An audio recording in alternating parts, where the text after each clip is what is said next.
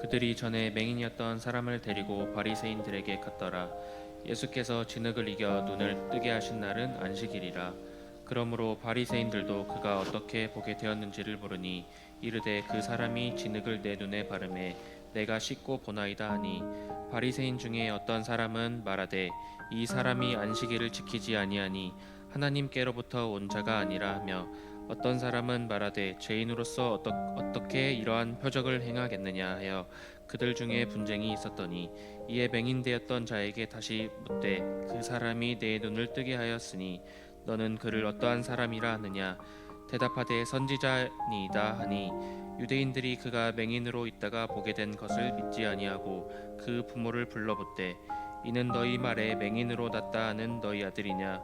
그러면 지금은 어떻게 해서 보느냐. 그 부모가 대답하여 이르되 이 사람이 우리 아들인 것과 맹인으로 난 것을 아나이다. 그러나 지금 어떻게 해서 보는지 또는 누가 그 눈을 뜨게 하였는지 우리는 알지 못하나이다. 그에게 물어보소서. 그가 장성하였으니 자기 일을 말하리이다. 그 부모가 이렇게 말한 것은 이미 유대인들이 누구든지 예수를 그리스도로 시인한 자는 출교하기로 결의하였으므로 그들을 무서워함이러라. 이러므로 그 부모가 말하기를 그가 장성하였으니 그에게 물어보소서 하였더라. 이에 그들이 맹인이었던 사람을 두 번째 불러 이르되 너는 하나님께 영광을 돌리라. 우리는 이 사람이 죄인인 줄 아노라. 대답하되 그가 죄인인지 내가 알지 못하나 한 가지 아는 것은 내가 맹인으로 있다가 지금 보는 그것이니이다. 아멘. 오늘날도 적지 않은 그리스도인들이 예수님을 잘 믿으면 복을 받고 사업도 번창하고 그렇게 사람들에게 존경을 받으면서 세상 속에서 선한 영향력을 끼치는 삶을 살 수 있지 않을까라고 생각들 합니다. 물론 그렇게 될 수 있습니다. 불가능한 일이 결코 아닙니다. 그러나 우리가 간과하지 말아야 될 한 가지 사실이 있습니다. 참된 신앙은 세상과 부딪힐 수밖에 없다는 겁니다. 예수님께서도 말씀하셨죠. 세상이 너희를 미워하면은 너희보다 먼저 나를 미워한 줄 알라 말씀하셨습니다. 왜 그 말씀을 하셨겠습니까? 세상의 가치관과 주님의 말씀이 부딪힐 수밖에 없는, 충돌할 수밖에 없기 때문에 그 말씀을 해주신 거죠. 그럼에도 많은 성도들이 세상과 평화롭게 지내면서도 이 신앙을 잘 지킬 수 있다라고 착각을 하며 살아가기도 합니다. 그러나 기독교 역사를 한번 보십시오. 초대교회 성도들은 그 로마 사회의 다신교회 문화와 배경 속에서 순종하지 않았기 때문에 핍박을 받아왔고, 종교개혁자들 같은 경우에는 그 당시 교회의 부패에 타협하지 않았기 때문에 추방을 당하고 때로는 목숨까지 잃었던 상황들이 있었던 겁니다. 그러므로 우리는 스스로에게 물어봐야 됩니다. 나는 세상과의 충돌이 두려워서 내가 마땅히 비춰야 될 그 빛을 나는 감추며 살아가고 있지는 않는가, 숨기며 살아가고 있지는 않는가라고 말입니다. 빛의 자녀들은 이 세상 속에 살아가지만 세상과 같아질 수는 없습니다. 왜 그럴까요? 어둠과 빛이 같을 수는 없기 때문입니다. 우리 모두 오늘 말씀에 등장하는 이 맹인을 통해서 어둠 속에서 드러난 빛의 자녀로서의 삶이 무엇인지를 깨달을 수 있는 은혜와 지혜가 주어지기를 간절히 바라고 소망합니다. 태어나면서부터 평생을 깜깜한 밤의 사람으로 살아온 한 맹인이 있었습니다. 그날도 그는 여느 때처럼 길가에 앉아서 구걸을 하거나 세상의 소리를 듣고 있었을 겁니다. 선천적으로 앞을 보지 못했기 때문에. 그러나 다른 감각들은 훨씬 더 예민했을 그 아니겠습니까? 주변에 웅성거리는 그 소리들과 함께 누군가 지금 자신의 눈앞에 서 계시다는 것을 감각적으로 느꼈을 겁니다. 그렇게 어리둥절해 하는 사이 그 자신의 눈에 뭔가가 발라지지요. 그리고 말씀이 선포됩니다. 실로암 못에 가서 씻으라.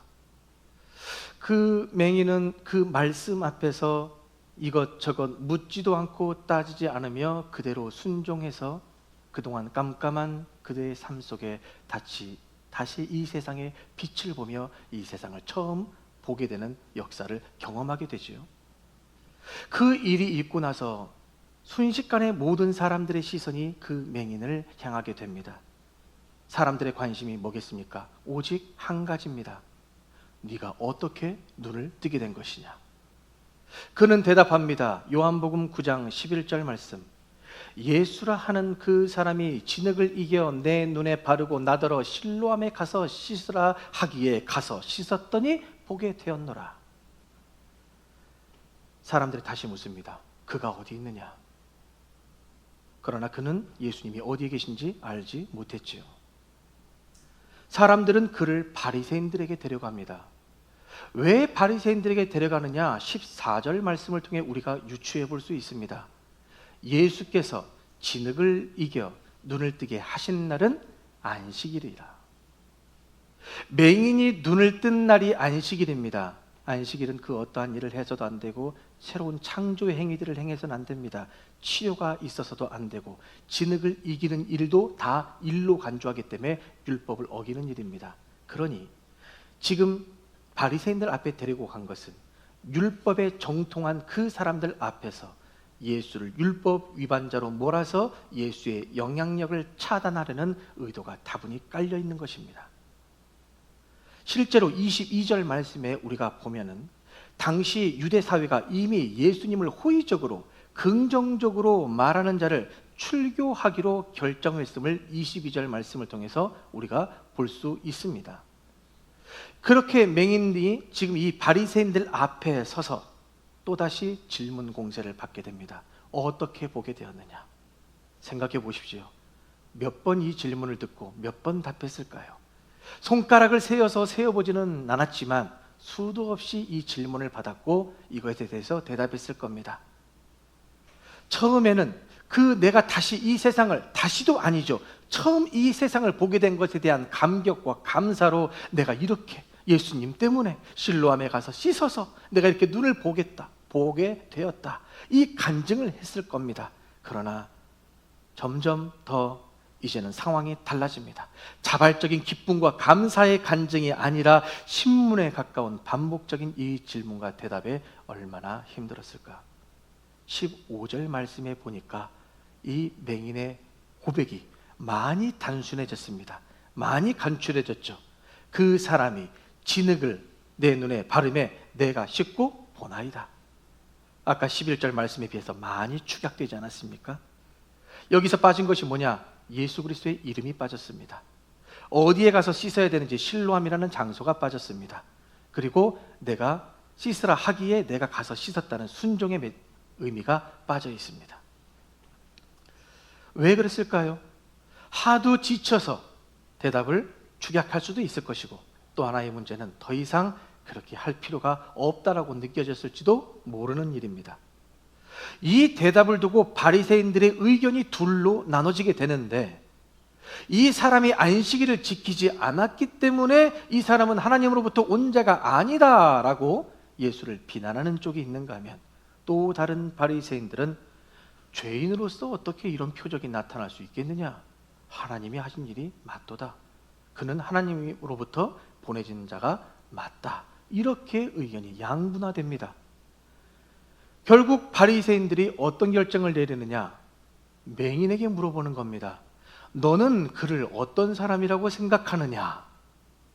예수에 대해서, 그분의 정체성에 대해서 가장 밝혀줄 랍비 선생님들이 누가 되어야 되는 겁니까? 바로 바리새인들이 되어야 되는데, 그 바리새인들이 도리어 한 번도 세상을 보지 못하고 사람을 보지 못했던 이 맹인에게 예수님의 정체성을 묻고 있는 참으로 아이러니한 그 상황, 역설적인 이 장면을 지금 성경이 우리에게 보여주고 있지요. 맹인이 대답합니다. 예수님을 누구라고 표현합니까? 선지자니이다. 사랑하는 여러분, 이 선지자라고 고백했던 이 맹인의 표현이 그냥 아무런 생각 없이 그저 그 자신이 눈이 떠지게 된 그 감격에 충만해서 나온 단순한 말이라고 보시면 안 됩니다.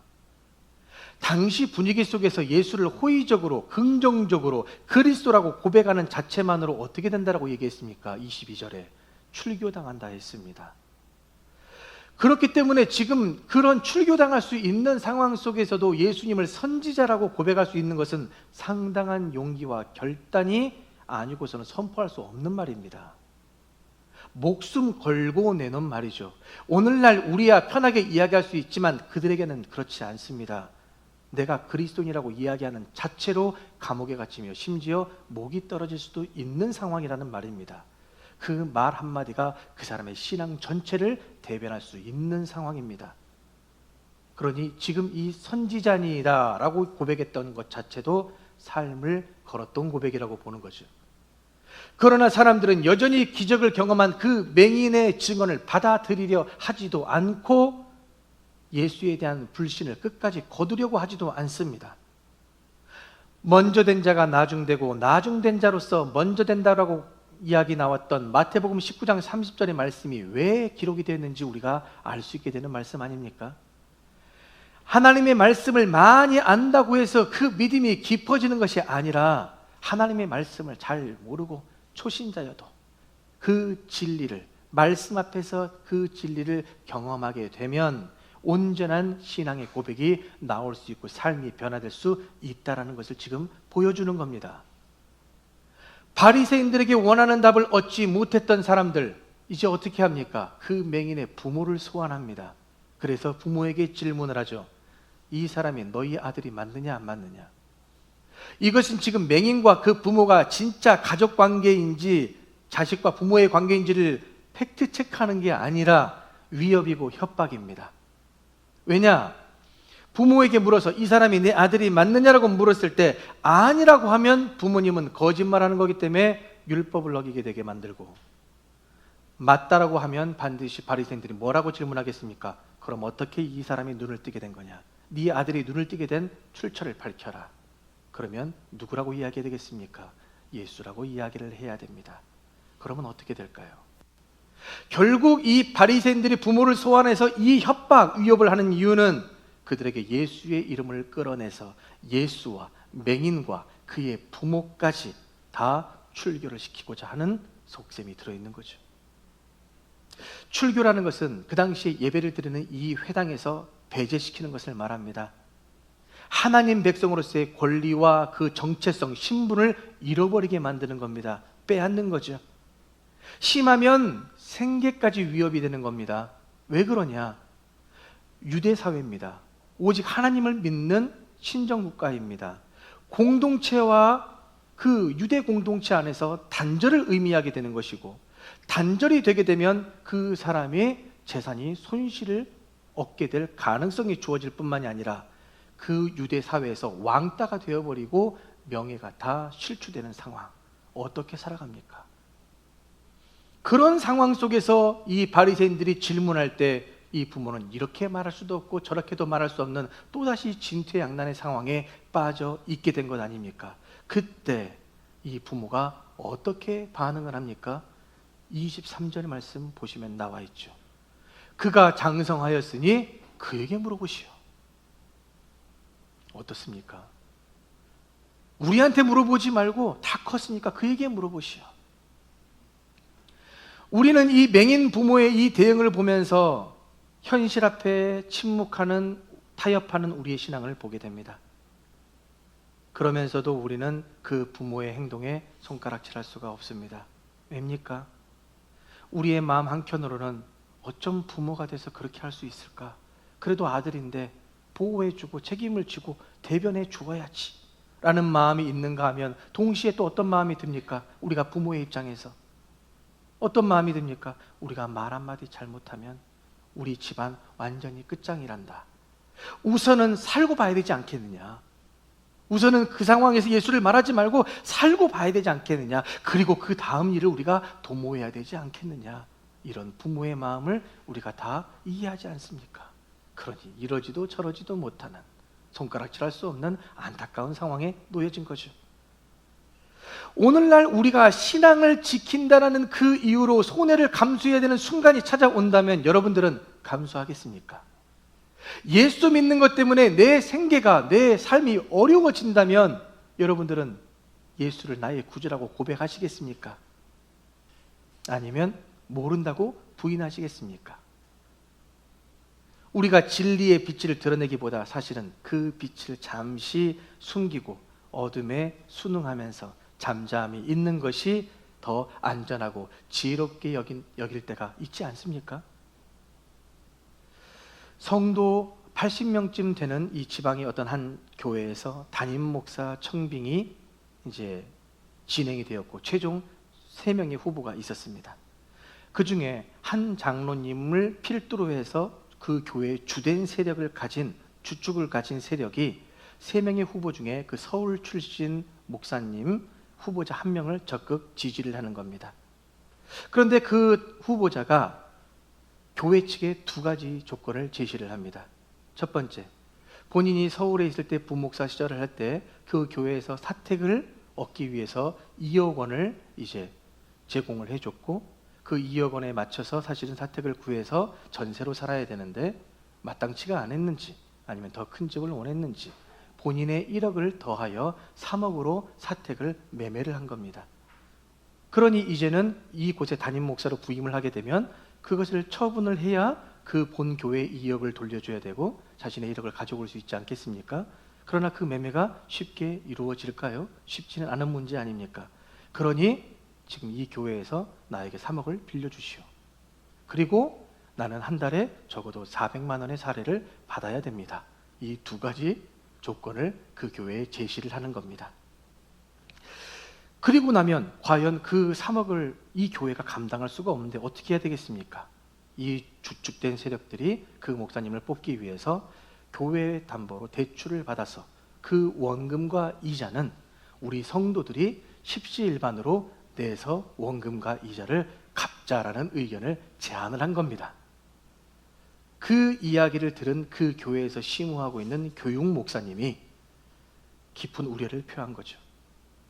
교회가 그렇게 넉넉한 형편도 아니고 성도들이 다 어렵고 힘들게 지금 전전긍긍하며 살아가고 있는데 왜 교회가 무리하면서 그 목사님을 꼭 청빙을 해야 되는 겁니까? 그 이유가 분명하게 무엇인지 알고 싶습니다.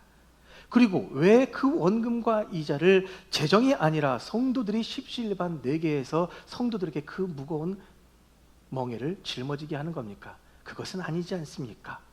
다시 한번 우리가 고민해 봐야 될 문제 아닙니까? 라는 이야기를, 그 담은 메시지를 설교 중에 공개적으로 선포가 돼버린 겁니다. 그러자 그 설교가 끝나기도 전에 그 주축된 세력들 몇 분이 강단에 올라와서 교육 목사님을 끌어냈고 결국은 그 목사님을 교회에서 쫓아냈습니다. 이 일에 대해서 어떤 이들은 교육 목사로서 지혜롭지 못한 처사였다. 그것을 굳이 그렇게까지 할 일은 아니지 않았느냐. 그것도 교육 목사가 나설 일은 아니지 않았느냐라고 이야기하시는 분들이 있습니다. 그러나 교육 목사는 단지 한 사람의 입장으로서 그 이야기를 한 것이 아니라 성도들의 삶과 그들의 부담을 생각하면서 목회자로서의 소신 있는 발언을 한 것이며 자신이 원치 않는 그 사임을 하게 된 것에 대해서도 나는 후회는 없습니다. 오히려 성도들에게 그 짐을 지우게 된 그 현실에 제 마음이 아플 뿐입니다. 그리고 내가 이 부분에 사임한 거에 대해서 나는 기꺼이 받아들이겠습니다. 라고 사임을 하셨답니다. 이 이야기를 들어보니 오늘의 본문의 맹인과 같이 예수님을 만난 이 세상의 빛을 본 자가 세상의 압력과 그 불의 앞에서도 진리를 외칠 수 있는 용기를 보여준 그 사례와 잘 맞다고 생각을 합니다. 분명히 이 발언을 하게 되면 자신이 어떻게 될 줄도 알고 어떤 비난을 받을 줄도 알면서도 불구하고 심지어 자기의 목회 그 교회 안에서의 생활이 끝날 것을 알면서도 불구하고 아닌 것은 아니라고 얘기할 수 있는 그 용기, 대단하다고 생각을 합니다. 마찬가지로 오늘을 살아가는 우리도 하나님을 믿는 자들로서의 그 진리를 위해 불의를 두려워하지 않고 은혜 받은 자로서 하나님 앞에 바른 용기를 가질 수 있어야 되지 않겠습니까? 우리가 잘 보면 가족과 그 미래의 교육에 있어서도 보면 진짜 생명이 무엇인지 우리는 다 압니다. 그 진짜 생명이 무엇입니까? 예수 그리스도. 그 예수 그리스도가 진짜 생명인지를 알면서도 불구하고 우리의 자녀들을 이 세상의 가치와 성공에 따라가도록 우리가 내버려 두거나 때로는 묵인하거나 방관하는 경우가 있지 않습니까? 계속 이야기하면 잔소리가 되고 나중에 커서 그 자녀들과의 관계가 소원해지고 깨질까봐 두려운 마음에 그래도 하나님께서 생각하시는 때가 다 있겠지라고 생각하면서 안타깝고 상한 심령으로 우리는 기도할 뿐이지요. 어쩌겠습니까? 우리가 할 수 있는 게 아닌데. 우리는 우리의 자신도, 우리의 생각도, 우리의 마음도 내 배가 아파서 내가 난 내 자식들도 내 마음대로 안 되는 것을 경험하지 않습니까? 그러니 우리는 더 겸손해져야죠. 더 하나님을 바라보고 의지를 해야지요. 하나님을 알았지만 세상과 타협했던 순간들이 얼마나 많습니까? 말씀을 알고 있었지만 하나님 현실은 녹록치 않네요 라면서 타협했던 시간들이 얼마나 많습니까? 신앙인으로서 내 자녀들에게, 남편에게 또는 이웃들에게 본을 보여줘야 되는데 그래야지 못했던 부분들이 얼마나 많습니까? 우리는 그래서 말씀 앞에 늘 참여하며 고백할 수 있어야죠. 회개할 수 있어야 됩니다. 그러나 그 고백과 참회로 그쳐서는 안 된다는 거죠. 왜요? 그것은 자기 반성에 불과할 뿐이니까. 그 내 반성을 했다고 해서 내 남편과 내 아내와 내 자식들의 신앙이 달라지는 건 아니지 않습니까? 그러니 이 맹인의 고백, 자신의 삶과 신앙을 건 최후의 발언이 될 수 있는 용기 있는 고백과 같이 지금 그 용기 있는 고백을 누가 할 수 있어야 될까? 바로 오늘의 이 자리에 있는 우리가 할 수 있어야 된다는 얘기입니다. 쉽지 않죠.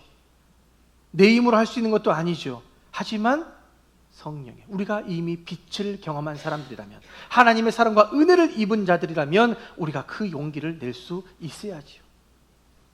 빛 가운데로 나아가겠다는 그 믿음의 결단이 우리에게 있어야지 그저 말씀만 듣고 은혜를 받으려 한다고 해서 우리의 신앙이 더욱더 성장될 수 있는 것은 아니라는 얘기입니다.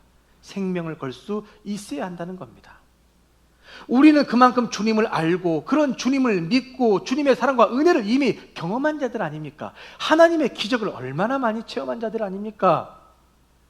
우리에겐 하나님의 형상과 성품이 있기 때문에 우리가 언제든지 성령 하나님의 도우심을 구하고 찾고 두드릴 때마다 우리와 함께 하신다고 성경이 약속해주고 있지 않습니까? 이 약속의 말씀이 있으니 우리는 우리 눈앞이 캄캄하고 힘들고 어렵다 할지라도 다시금 이 악물고 용기 내서 일어나야지요. 왜요? 하나님이 함께 하신다는 믿음이 있으니 그 믿음으로 승리할 수 있는 저와 여러분들 되시길 주님의 이름으로 축복합니다. 우리에게 하나님의 말씀은 그저 천국에 가는 지식에 불과하는 게 아닙니다. 그 말씀은 정정 우리에게 길이 되고 진리가 되고 소망이 되고 생명이 됩니다. 그 말씀이 우리에게 빛이 되는 것이죠. 그 말씀을 받아들이면 되는 겁니다. 그 생명이, 그 빛이 우리에게 허락되었기에 우리는 이 살리는 자로서의 삶을 살아가야 되고 이 어두운 세상에 빛을 밝히는 자로 살아가야 된다는 거죠. 그러나 그것이 나 혼자의 힘이 너무나도 힘이 들기에 이 말씀을 우리가 같은 말, 같은 마음, 같은 뜻으로 삼고 같은 열매를 이루기 위해 교회 공동체로 모인 겁니다. 그래서 저는 여러분들이 힘들고 지칠 때마다 십자가 밑에서 여러분들을 위해서 기도하는 것이고 여러분들도 서로 형제 자매들을 위해서 기도하면서 우리가 서로 힘들지만 빛의 자녀로서 우리 같이 발광해보자, 같이 발산해보자, 같이 우리가 일어서 봅시다. 주님은 반드시 오시지 않습니까? 그 다시 오실 주님을 생각하며 우리가 저 하늘의 기업을 생각하며 다시금 힘을 내 보십시다. 우리가 하나의 공동체가 되기 위해 오늘 이 말씀을 듣고 있는 것이죠. 마무리합니다. 오늘 우리는 어떠한 삶을 선택해야 되겠습니까? 여전히 내가 예수 믿고 내가 천국에만 가면 된다라는, 그 전에 내가 이 땅에 살아니 내가 이 땅에 사는 동안 행복하고 잘 살고 건강하게 살았으면 좋겠다는 여전히 자기중심적 신앙생활을 선택하시겠습니까? 아니면 나뿐만 아니라 이 자리에 함께한 우리 모두를 위해, 이 자리에 비록 없다 할지라도 하나님의 형상을 가진 모든 하나님의 백성과 자녀들의 행복과 구원을 위해 그 삶의 방향성을 잡으시겠습니까? 여전히 세상의 체면, 압박과 손해의 두려움 앞에서 빛의 자녀들로서 발산해야 될 그 빛을 우리는 여전히 소극적으로 표현하거나 그 빛을 숨길 때가 있는데 이제는 그것을 거두어내버리고 당당하게 내가 크리스천이라는 것을, 오직 예수 그리스도로 우리가 살 수 있음을 우리의 가족과 우리 이웃들에게 증거하며 살아야 되지 않겠습니까? 그 힘과 지혜를 달라고 구할 수 있는 저와 여러분들이 되기를 바랍니다. 주님은 오늘도 우리를 이 자리로 부르셔서 물어보십니다. 너희는 나를 누구라 하느냐? 너희는 나를 누구라 부르느냐? 이 질문 앞에 우리는 뭐라고 고백해야 되겠습니까? 고백하면 떠오르는 베드로의 고백이 있죠. 주는 그리스도시요 살아계신 하나님의 아들이십니다. 이것이 우리의 입술의 고백만이 아니라 내 삶의 고백이 되어지기를 축복합니다. 이 고백으로부터, 우리의 신앙의 고백으로부터 우리의 한 걸음이 시작이 되는 겁니다. 그러니 맹인의 그 짧은 고백과 그의 짧은 이 삶이 하나님이 하나님 되심을 나타나는 그 영광의 삶을 사는 것과 같이, 우리도 길이요 진리요 생명의 말씀 그 빛 앞에 빛의 자녀들이 되어 그 빛을 비추며 하나님이 하나님 되심을 나타내며 영광 돌릴 수 있는, 하나님의 얼굴에 미소 짓게 할 수 있는 저와 여러분들이 되시길 간절히 바라고 축원합니다. 하나님 아버지, 오늘 우리에게도 맹인과 같은 동일한 은혜를 부어 주셔서 세상의 시선과 압박, 손해의 두려움 속에서도 담대히 주님이 누구신지를 밝히는 빛의 자녀들 되게 하여 주옵소서. 우리에게 선물로 주어진 신앙을 마음속에만 가둬두지 않게 하여 주시고, 빛의 자녀로서 그 빛을 힘있게 비추어 어둠이 거부하고 세상이 조롱하더라도 우리의 말과 행실이 온전한 복음을 드러나게 하여 주시며, 그로 인해 오직 하나님께만 영광 돌리는 그 용기와 담대함을 허락하여 주옵소서. 그리하여 주실 줄로 믿으며 우리 구주 예수님의 이름으로 간절히 기도하옵나이다.